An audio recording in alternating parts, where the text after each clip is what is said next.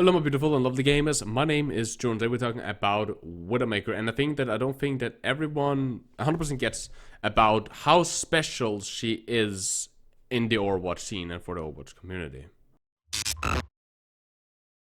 So Widowmaker is a very, very special hero, especially in hero design, how she's kind of made to be. Now, if you look at Widowmaker and compare it to another sniper, which is Hanzo, which is normally who she's compared to, even though you a lot of times should compare it to other hit scans such as McCree and Ashe, Widowmaker is a very special flake because she is one of the biggest carries in the game. She has the highest potential, right? The highest skill ceiling in the game.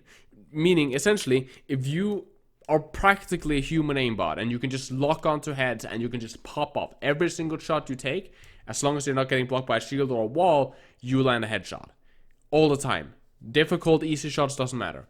If you're that guy, then you can easily carry every single fucking game with Widowmaker in a way that you cannot do with really any other hero, okay? Because again, if you get pushed by anyone that doesn't have over 300 HP, can get easily just one-shotted by you. And even, the people with 300 HP, so tanks, can get deleted incredibly fast as well, as they cannot out-damage you fast and you can out-damage them, and you can also keep them at range, keep them at distance, so you can actually kite them. That is why Widowmaker is so powerful, and she's a very satisfying hero to play just because of that. But there are some problems with her. Her gameplay design is to a certain extent flawed. If you look at other heroes in Overwatch, you see that they have a different style. They have abilities that allows them to do other stuff than just a primary fire. Hanzo, a guy with his arrows, where his arrows is a big part of him. He has, first of all, a sonic arrow that makes his average shot easier. On this, he can cover different angles and corners and so on, even though he's more inconsistent at further range shots and so on. And he also has Rapid Fire, which is an insanable, spammable ability. You can break shields, you can wipe off tanks, and you can do a lot with it. Your ultimate is also Dragon Strike, which is a very powerful ability, comboed, and also a very powerful ability if you just know what you're doing with it, and not just spamming it down range, right? McCree has Flashbang, and he has his Find the Hammer combos and so on. He also has High Noon. And Soldier 76, he has Tac Visor, he's Helix Rocket, Biotic Field, he has his Sprint, which makes him very, very mobile. And Ashe has Dynamite, her Coach Gun, the fact that she has a hipfire mode that is incredibly, actually very powerful compared to something like Widowmaker's SMG, including her scope mode. And she has Bob, which is a very, very, very strong ultimates, right? Widowmaker is reliant on her scope, and that's what she's reliant on. Ashe can hipfire. Widowmaker's SMG is for close range only when you have to, right? Or to, for some reason, like you almost one-shotted the enemy Widowmaker and you don't want to take another shot, you can hit fire and just finish her off because it's like 5 HP. That's really where her SMG goes. It's not a very powerful thing. And because she's reliant on headshots. See, with Kree, for example, Kree fires about 2 rounds per second, each round doing about 70 per body shot. Widowmaker's fires about 1 shot per second, and she does 120 if it's fully charged. Okay, so if you fully charge a shot, it takes about a second. If you miss your headshot as a Widowmaker, the Kree will out damage you. He will, 70, 70, 70, 70. If you just land all body shot both of them, the Kree will out damage you very, very fast. Okay, and the fact that he also has Flashbang, making people standing still, he can pop their heads, gives him a CC and makes him very viable in certain team fights. The fact that, again, you can spam faster with the Kree, you can easier land headshots with that. And because of how their playstyle is so much different, also including stuff like Ashe, right?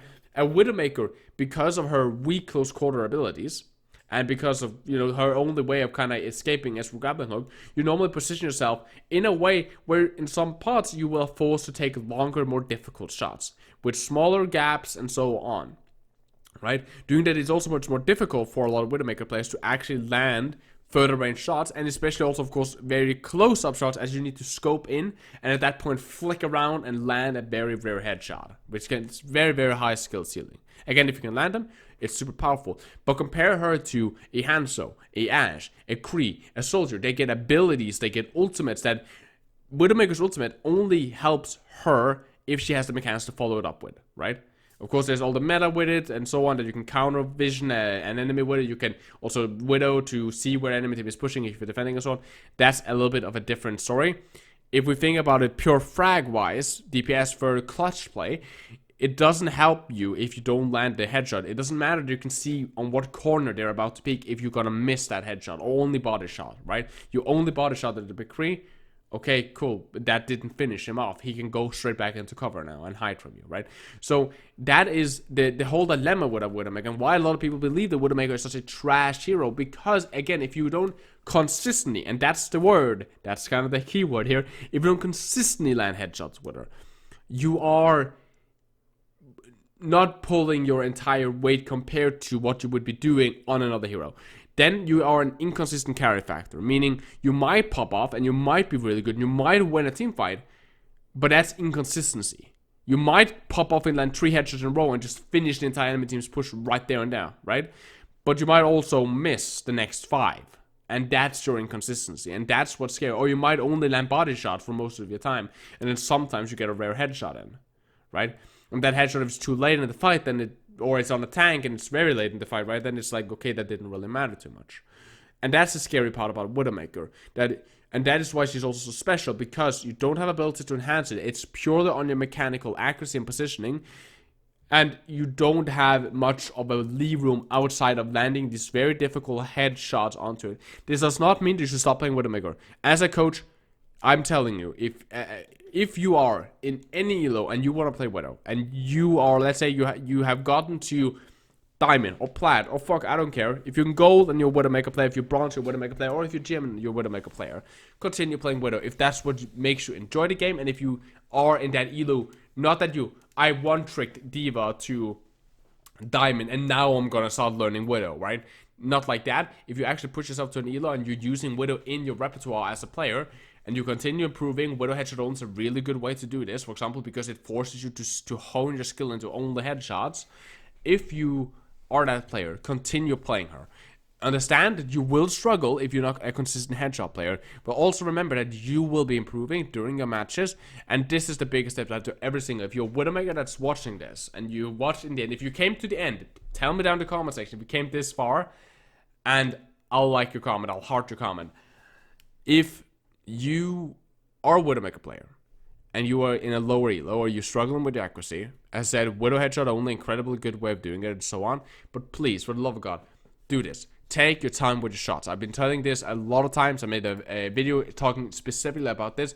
Take sometimes the time with your shots, especially in your matches and all that kind of stuff, because what that does is it learns you a good muscle memory. It learns you to land headshot. It doesn't teach you to miss shots. If you notice, a lot of players, especially in low elo, that's something that you would notice if you, for example, do a lot of coaching like I do. Again, I coach anything from Bronze to GM, right? If you see, especially like, say, a Diamond guy, he misses 1. He'll normally miss the next 2 as well. Until he gets...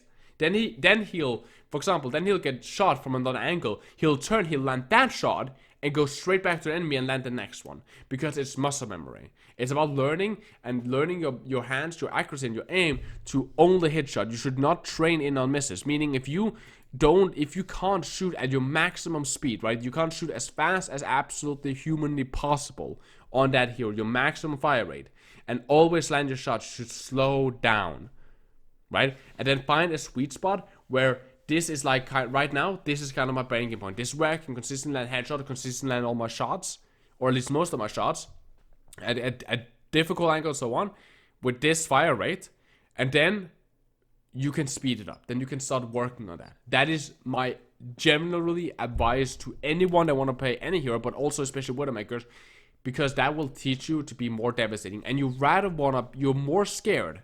Think about this. If you were a Zenyatta, for example, and you're pushing, let's say you're attacking first point on the Horizon Lunar Colony, you would be more scared if you know that the Widowmaker will always land the headshot. She's going to use maybe a second extra to actually aim in on you, but she always lands the fucking headshot. Than the Widowmaker that spams 75,000 bullets in your direction, and there's a big chance she'll miss them, right? You're far more scared of the one guy that always lands a shot every fucking time you peek him. If you peek him for long enough, right? For like a little bit of time, like a second or so, he always lands a shot, especially always lands the headshot, compared to the guy that immediately as you peek you, he spams, but there's a big chance he'll miss all his shots. You're not scared of that guy. You're scared of the guy that constantly lands all his bullets. That's really all for me for today, guys. If you're interested in hiring me as a private coach, as always, it's 50 euros for a 2-hour session. Doesn't matter if you're bronze or GM, doesn't matter if you're playing console or not, if you have a team or anything like that.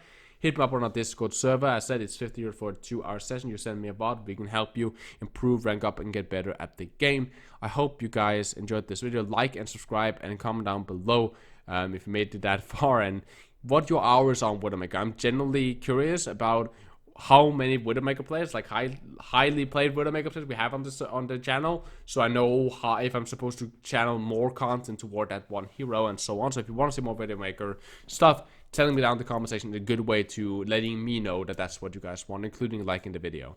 Now, I love you guys very, very much. Please take care of yourselves, stay positive, you're amazing and awesome, and as always, guys, my name is Jonal. You guys keep the enemy in your closet.